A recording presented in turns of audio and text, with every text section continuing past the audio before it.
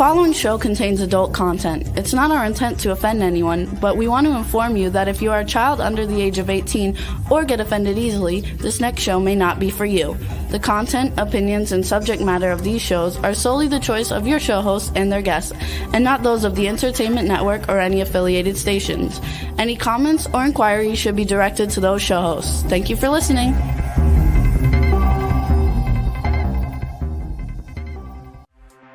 Hey everyone, and welcome to 50 Shades of Bullshit. I'm your host, Christine Lalonde, and this is the podcast where we uncover the truth about online dating. Now let's begin. I'm Christine. I'm Jaida. I love how there's always like this pause, and you're like, I'm Jaida. It depends on the day, and today has been a day. So, how are you turning this day around? Well, you're coming on the show, right? It's 7:00 here, so after this, I will probably go to bed. I'll do a spa treatment, and that's it for me. Well, I had work today, and then I had a meeting with a private chef to start working with her, and then I was coming home to do the podcast, and I got to where the grocery store was, and I was like, and I went running in. I needed cat food and milk, and I was not going back out after this podcast. I was like, no, once I go home, take my fucking shoes and pants off. That is it. You're home. Yeah, I'm home. That's it. Yeah. So hi, everybody. Hi. Here we are on 50 Shades of Bullshit. So tell me about your bullshit this week, Jaida. Girl, so much. Really not a lot. It's just being a matchmaker. So not a lot. Well, it's not. It's just like being a matchmaker. I take in so many different elements of different energy. Yeah. Ooh. And I've had a ton of interviews this week for clients that were like, okay, I have some suggestions for you. Yes, I feel I'm exhausted. I don't even have a lash. Hello, listeners. If you can see me, great. If not, I typically have a lash. I had to call my lash tech, and I was like, I had to call her, and I said, I'm just tired. I can't do it. And it's only week 3 of 2024. Right. Well, here's my suggestion. You need to protect yourself before you go into any interview with anybody new. Any kind of coaching, any kind of consultation, any kind of work that you're doing, whether it be on the phone, video, or in person, you have to protect yourself. So I'm going to teach you, I'll call you, and I'll teach you how to create a white light to actually first clear yourself, bring in the energy, and then I'll teach you how to protect yourself. And I think that it'll make a huge difference in your level of energy. Because look at me, I'm fucking exhausted. I think I got a couple hours sleep last night. I didn't sleep very well. I just had a lot on my mind. I was very, very, very fucking excited last night, and I had so much built up, pent up, exciting energy. I thought about calling you, but I couldn't because it was 11 o'clock when I got the news at your time. So I was like, oh no, bitch is in bed. I was still awake. So even though I didn't get any sleep because I was so excited, and then I had a full day today, my energy is good because I'm protecting myself before I have these meetings and before I do anything. So I'll help you with that. And I think you'll have to help me. Practice. But you know what it is I'm am so protective of my clients. It's fine. You And can when I be. go through these interviews, Christine, it's like, Yeah, I know. I Well, you're have to giving. pause. Well, see, this is the thing. You're taking your energy and you're transferring it to them. So Mm, with your protectiveness, with your love, with you're taking it from you and mhm. you're transferring it to them and you're depleting yourself. And when you protect yourself, Yeah. you can still give of yourself, but without losing any of your energy and or taking on somebody else's bullshit. So, Yeah. And that's what it is. I mean, I love my men, like love men, but girlfriend, so do I. let me tell you what, the men I've interviewed, Uh, pass, complete Past. pass, pass times 5. Wow. Um, I've just heard some crazy stories. I had somebody tell me, uh, I mean, it's so much. This is for a whole other show, but yes, I'm here. We Hi, should talk about guys. that.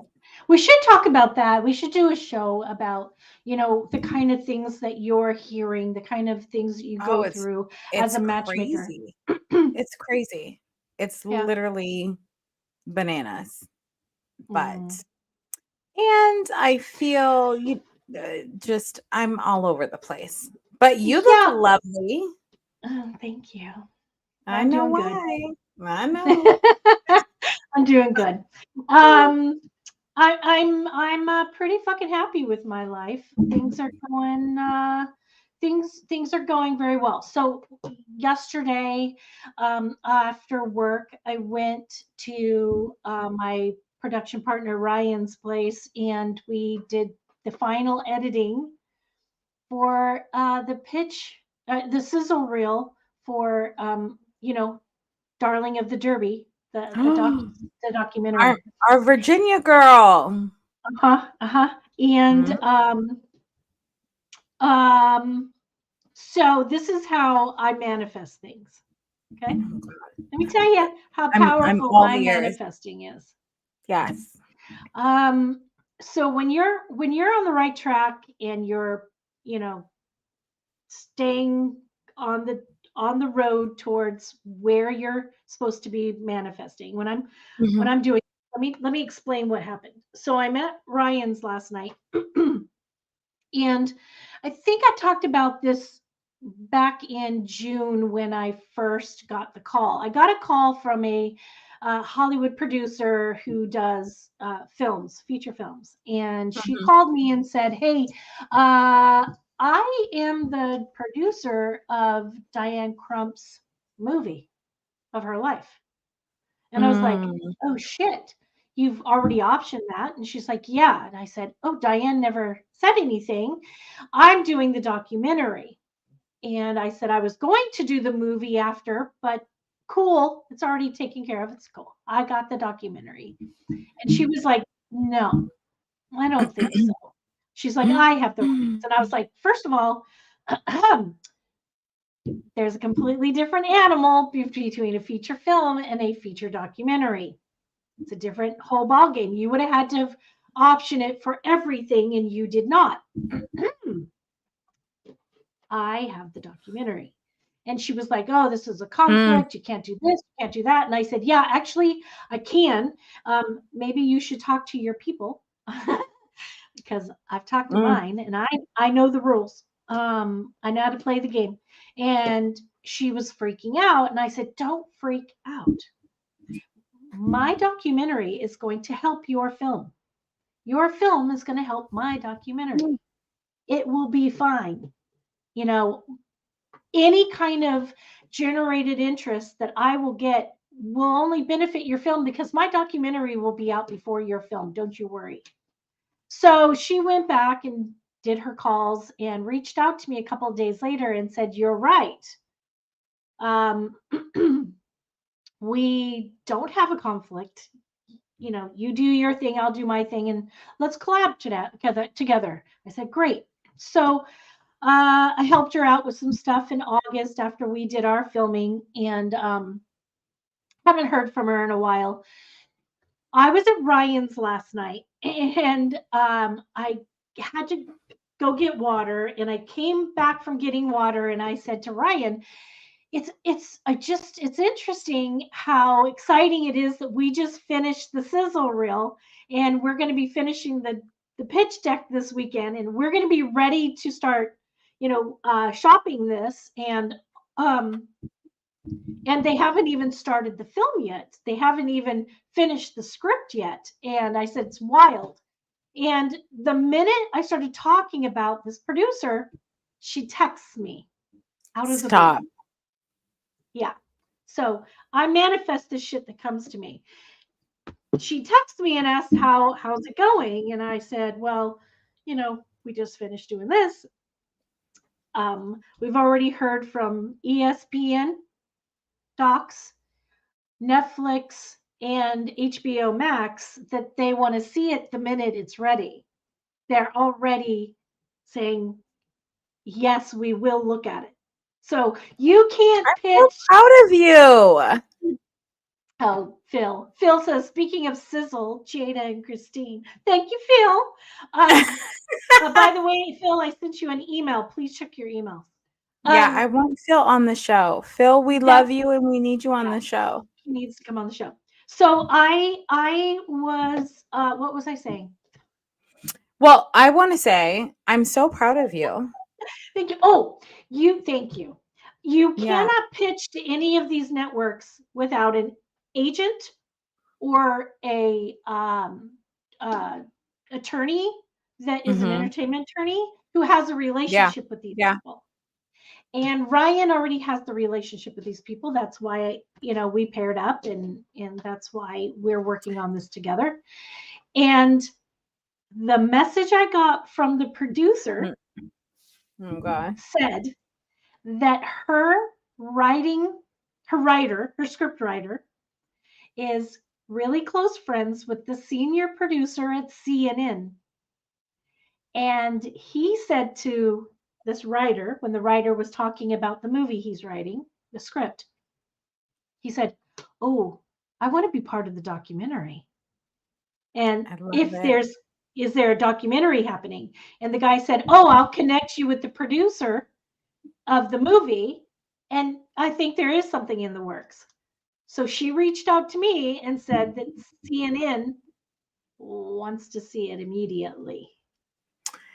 So I want to say, for those of you listening, hopefully my connection is much better than last week. Yes. Those that are listening, Christine is like the ultimate. First of all, she's the ultimate hustler. Yeah, girl. She hustler, baby. Will have 15,000 jobs all relating to what her core values are. But aside from that, you are such like an incredible, inspiring human being. And this documentary, I've known, we've talked about it. So I'm so proud of you. Thank you. I was talking to Ella last night in the car about it, because I was in the car with her right after I got the news, and I was like, so exciting. I was going crazy. And I just said to her, I do this so that I can show my daughters that no matter how old you are, where you are, what you do in life, that you can accomplish any dream you want. Absolutely. And, yeah. I'm, it's been years and years of building, because I have But it's here. It's happening. But it's, I started my production company exactly 3 years ago this week. I know. That's I wish we had a big whoop whoop whoop thing, but I'm just you're so amazing. So thank you. I'm so excited for all that's to come. This producer is going to be also doing a feature film on the founder of Goodwill. And he's got a the story, and she asked me today if I would come on board for the docuseries. So I mean, 100%. I was like, "Yep, yeah, give me a minute to get through the ones I'm doing right now, and then we'll move forward." So Listen, fellas, she's hot.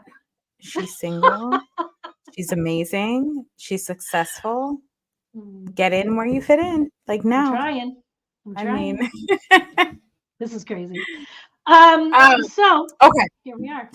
So let's talk. Yeah. Wait. So I thought we were having Chantel on today. As you know, we had talked about that before. But Chantel's coming on next week, closer to her, book Her reveal, book sign. Yeah. whatever the fuck that's called. Anyway, so we moved up part 2 of what we were talking about last week, and I have some funny shit to tell you. So, oh God, whenever you say that, it makes me so nervous. For those of you that don't know, Christine is a wild one, and she is the one that I will go to and call and say, hey, so what do you think about this? And she can say, girl, like, this is what it is. Christine is like, here I am. That makes me nervous. I've had fun another reason why I didn't sleep well last night is because oh God, do I want to know? Yeah, I was obsessed with a new dating reality show. Please tell me it's Love on the Spectrum. First of all, yes, Love on the Spectrum has a new season, and I just started it, and it is so fucking good. And the main girl that they're doing right now, I know her from something. Like, I've seen her on something else. And what? Oh, the main couple? No, the first episode of the new season. Oh yeah. She's blonde and she's she's on the spectrum. She has autism. And oh my God, I'm obsessed. Are you obsessed with her?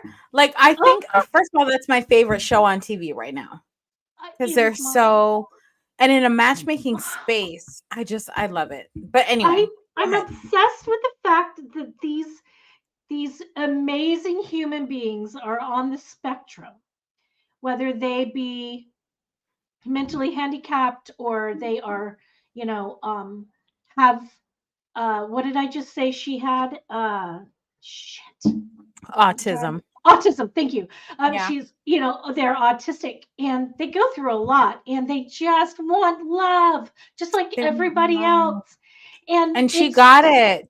It's so enduring and it's so sweet. And the things that they say, I'm just like, oh my God. I just want to find them love. I love it. Yeah. I'm obsessed. Well, I will say, like, a little nugget for the matchmaking world. Like, we have conferences all the time. Those of us that are certified, and there's a phenomenal matchmaker who is now focused his business on people on the spectrum, and I'm just I'm obsessed. Yeah, they're so pure. And like Phil just said, they're so pure and innocent and genuine. Yep. They have no idea. They've never dated. Like, from a matchmaker's perspective, I'm like, I just want you to find somebody. Like, they're so, yeah. You know what I like about the show? Is that it doesn't feel contrived. No, it's real life. It's so fucking real because you can't, these people are not there to be actors. They're there to be, matched up with somebody. It's just so fucking cute. It's the cutest thing. I'm literally fucking obsessed. So if anybody is not watching Love on the goddamn Spectrum, please do. It is phenomenal. Now, the one I was obsessed with last night that I can't stop. I started it the day before yesterday, and I'm already on episode 6. They only have 10 episodes, and I'm freaking out because I don't want it to be over yet. What? Farmer Wants a Wife. I can't. I watched it. Christine, come on. love it. Come Now, let on. me tell you why I love it. Oh, Because God. again, it doesn't feel contrived.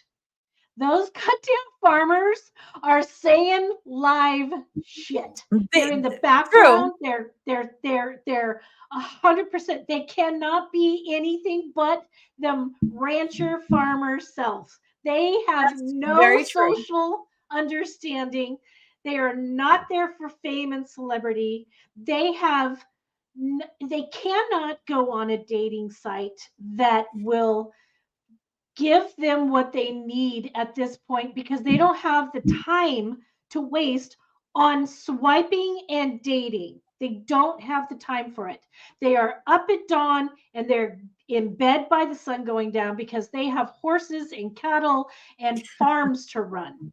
Okay? I love Uh, them. you They're know what? adorable. I have to say, something that's so interesting is why are we so obsessed with not me and you, but as a Because society, like we're I'm so going to obsessed with reality dating shows, whether it's I'll tell you Love at why. First Sight. I mean, it's crazy. I'm going to tell you my opinion on Oh it. God. Okay? Yes. Yes. I think it's because, like myself, I have this thing where I was growing up and I had to do dishes every fucking night of my life. That's probably why I don't do dishes Same. anymore. I just Yep. hate it. Same. Mm-hmm. And we had a corner sink, okay? And on the right hand side here was a big window. And at night, it was dark and I couldn't see anybody, but people could see me if they were looking in. And I always kind of saw it as like a TV or the window to secretly being in somebody's life. I was thinking about reality television when I was in 1980 something. Okay. Mm-hmm. I was already obsessed with reality without there ever being a reality. I drive down the road and I look in someone's window, or I'm not a peeping Tom, mate. So just so you know, and someone's car window, and I'm like, what is their life like? What are they like?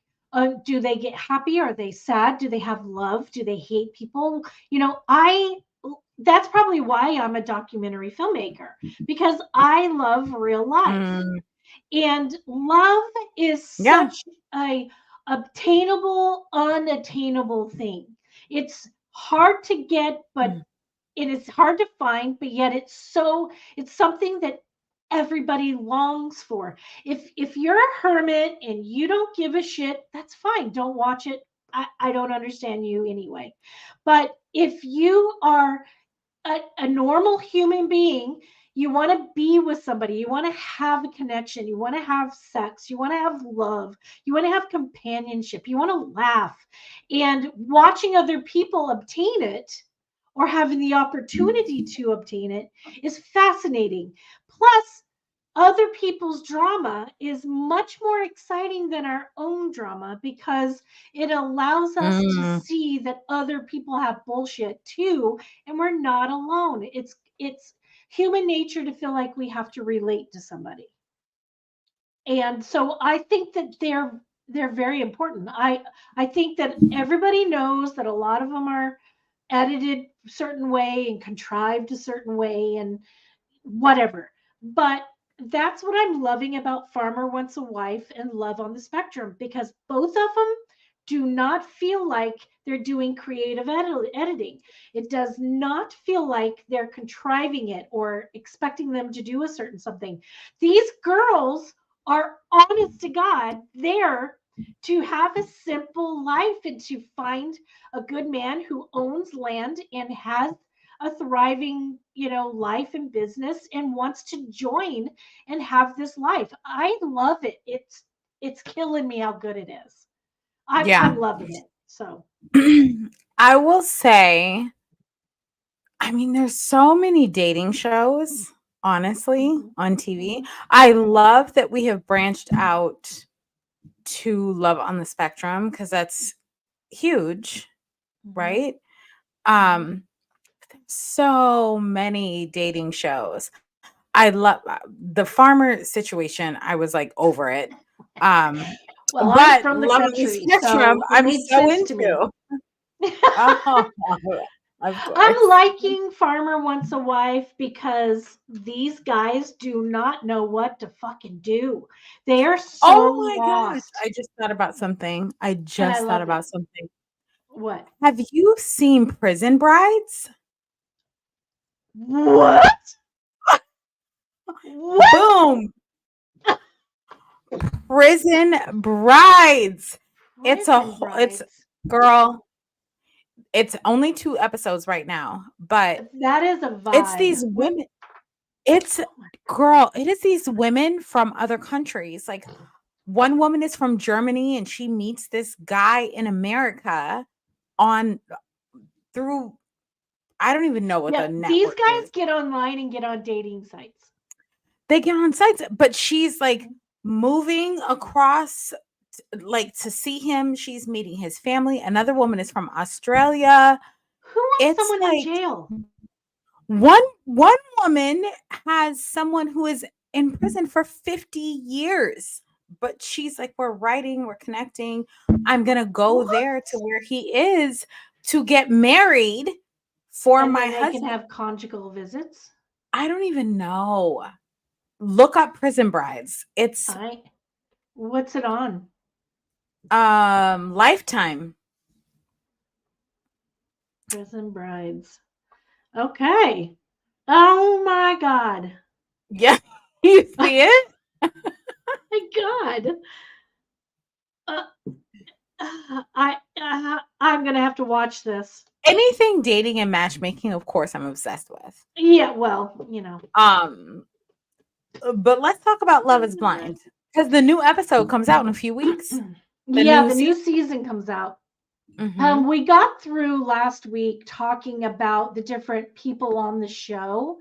Mm-hmm. And then we were going to start talking about the episodes. And I have some thoughts. I thought I jotted down a bunch of shit and thought that I would, we would cruise through and just kind of hit as much of it as we can Yeah. before. Yeah. So, episode 1, I'm going to Mm. read what I wrote. Let's see. God. JP and Taylor hit it off really quickly. Seems pretty good so far. They're communicating really well. We already kind of talked about how JP is a fucking tool when he gets out of the pods. Yep. So, we know that he sucks balls. So we're just going to move on from him. Okay. I can't even. Why go on a goddamn reality show if you can't even have a conversation in front of a camera? But do you think that some of these people go on these shows for that purpose? Like whether they're promoting their business or what that looks like, they're on this show. Maybe. Not necessarily. Yeah. It's not a That's good what life my for thought him. is. But it's not a good life for him. He is not coming across as a normal human being. He's like mental. And I don't get it, Oh Uche. my God. I can't even. Uche he had my blood. Boiling. I hate him. He gets my first notes before episode 1. Well, but there's first 2. I line. have Uche and Lydia, but Yeah. we'll pause for that. Uche, I said, literally, I wrote, is starting to get on my nerves. He acts like he knows too much. He's superior. I'm getting all flavors of narcissism here. I do not like it when a guy talks about standards, then is screaming something off at me. It's screaming that he is a judgmental. But can I say something? Yeah. I feel that his whole judgment with her being vulnerable, which I thought was like a moment where she was like, yes, Her like is let's say her name. oh God. Aaliyah. Aaliyah. Yeah. I don't know. When Aaliyah said, yes, I cheated, our sex life wasn't there, all these things, Uche said, oh, so you're a recent cheater. And then he went on this whole rant. I was like, oh my God, I And can't watch this actually, anymore. he's the recent cheater. It comes out that he's the actual That recent he's, cheater. yep. It's people that judge like that who scream, "You're the problem. You're someone's like, oh, cheater, cheater, cheater. Is there something that you're not telling us about you, Uche? But I knew Mr. when he was so Superior? tied to that fact that I was like, oh, sorry, my dog. If you hear him, sorry guys, that's Yeah. Bentley Theodore. He's saying hello. He was so he like no. Yeah. I wrote something's off. Uche and Aaliyah seem to be hitting it off, but he said something that kind of made me go, He said, people think I like to argue for a living. No, he said, people seem to think that I like to argue because I'm an attorney for a living. Okay. And this is the reason why we're talking about this show. I want to point out to women, listen to what these God bless American men are saying. What they're Listen, saying. men, Yeah. listen to what women are saying. Believe them when they say something. If someone says, I don't want drama, I don't like argumentative people, Believe it. I don't want to be with a drama queen, you're the motherfucking drama queen. Oh, okay. I have But you know what I think too? Sometimes people expect the fairy tale. Like they don't want to believe that this person is not who they say that they are. So let's see what else I said. Yes. I said, oh God. I said, my thought was that he was warning us again, saying he is argumentative, which he was. Then I wrote, what the actual fuck? He asked about the cheating with Aaliyah, and I almost fell out of my chair when he literally became who I thought he was in front of my eyes with the gaslighting and the judgmental narcissistic behavior when Aaliyah confessed that she did cheat on one of her ex-boyfriends fucking years ago. Years ago. Well, no. She said 2 years ago. I feel like, yeah, you're right. I went back and watched it the other night just to see if I was right in my notes. 2 years, she said. And then we find out that this other girl that you don't like, what's her name? Lydia. Latin girl. Lydia. He cheated on her, which was, she said, February of last year. So. But here's the thing with Lydia, she was messy because she knew, you know what? I believe that she knew he was going to be on the show. Oh, absolutely. And so she went on for that purpose, but she was so messy with how she managed that relationship with Aaliyah. She was like, oh, girl, it's okay, blah, blah, blah. But meanwhile, not sharing that this was a person for her. It was just cringe. I think that watching these shows personally gives people insight on listening. You're not involved emotionally, so start listening to what people are saying and start hearing what they're saying so that you can start recognizing what these red flags are. You know, it's the phrases that people use. People think I'm argumentative, and then you turn out to be argumentative. You know, right. Was it Izzy and Stacy? Oh my. So I want to say with them, I mean, I really liked Izzy. I think he was great. I did for a hot minute. But I also like Stacy had a lot of expectations in a sense, which as a matchmaker, I will say that's good. But she's like, can you provide for me? Can you this? Like she had a lot of princess Yes. I knew she came from a family with money, mhm. and But he's Izzy not went in into the this show like broke. Like, where are their Why are they screening? casting How are they Brosa? screening people? Exactly. Personally, I also think that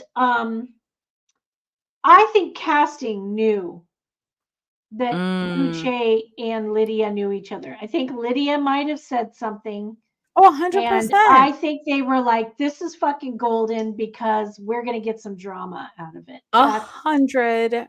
mhm, Yeah. mhm, mhm. Yeah. I don't think that Izzy and Stacy went into this right. I think that they joked and had a good time and laughed and da da da, but they didn't get to know each other on a core level of whether they had things in common enough, in common Core things. values. That's the Yeah. word I was looking for. Thank you. Fuck. Good thing I Of have you here. course. Mm. So I don't think that it, and I knew they weren't going to last. We know that they don't make it. We know that they don't finish the season together. Neither does Johnny and Chris. They did start to connect. She dumped him for Izzy. Izzy dumped her, so she Yeah, goes but then back. Johnny has someone else. hmm hmm Mhm. I don't know. It was crazy. I didn't really like a lot of these characters this year. I have to tell Um, you, I've done some research on the next season, which airs mhm, Valentine's Day, which is golden as far as marketing right. goes. And it's in the Carolinas, I believe. hmm And I know that I'm going to be super excited. You are Like, or you're I not? feel like no, I'm not. I feel like there's already red flags, and for hmm me, I come from a space of matchmaking. Right. We So, want like, to make how sure are they're you right for each other. right, how are you picking these They're not. people? They're willy Um, nilly. They're looking for drama, trauma. They're looking to oh, bring it's in. this the next February 14th season is like I think it's gonna be drama Yeah. for sure. I I liked Love is Blind in the beginning Yeah. because I liked the concept and I did like the first couple of seasons. As they're going along, they're seeing that they get more ratings with all the drama. And I think that they're just willy-nilly grabbing people and throwing them on the show who have Mhm, issues. mhm. Broke ass people who can't afford to take care of somebody, somebody who doesn't have a job, or he just gets a job right before the show and he's not even making money before he comes on the Oh, show. Like, no. oh my god, I don't get it. I wasn't really fond of this season. The only couples that made it through to the end that got married were Lydia and Milton. They're such an odd, weird couple. I'm not sure they're gonna last. I just not That's what sure I they're was gonna gonna last. say. Like, they have such a strong social media presence. Oh. Oh wait, Phil, I don't know what he said. Phil said, "Did you like the Golden Bachelor?" No, I did not. You know what, Um, Christine? I told you I was kind of watching it, but not yeah, you I didn't. watched it more than I did. I watched it begrudgingly. I did not enjoy it because I feel like I'm happy that they chose to select a man that was of a certain age because it's oh no, why are we doing The Bachelor with all these young people? 100%. Yeah. I think they should be doing 30s, 40s, 50s, Yep. 60s, just like they did. I love it. I think they should do several generations of people. Crossover, definitely. I didn't like the Golden Bachelor only because The Bachelor reminded me of my catfisher from Clubhouse. The Golden Bachelor. What did I say? The Bachelor? You just said The Bachelor. So I'm trying to Uh, figure out which yeah, one. Golden Bachelor. He Yeah. looked like my Oklahoma wackadoodle douchebag that I got involved with accidentally. For those who don't know the story, I'm going to do it really fucking fast. I No, I got love reached it. out to from Clubhouse because I do tote myself as a producer director on there. He found me. He reached out to me, wanted me to develop a show. I developed the show. He developed feelings. I thought I was developing feelings because he talked a big game. He said all the right things. He lived in Oklahoma, but he lived in France for the last 20 years, and everybody knows how much I feel about those en français. I love everything French. And he pulled that card with me. And after like 3 months of talking for work and getting to know each other, he wanted to have a relationship, sell his house, and move in with me. And I was like, dude, you're not moving into my house with my teenage daughter. I don't know you. Why the fuck would I willy-nilly let some random asshole come to my house? Forget I just said that. Willy-nilly let it's a no. So I went to his place in Oklahoma. I flew out there and it was a shit show. He was nothing like he said he was. He did not look like anything he said his pictures, and it was a shit show.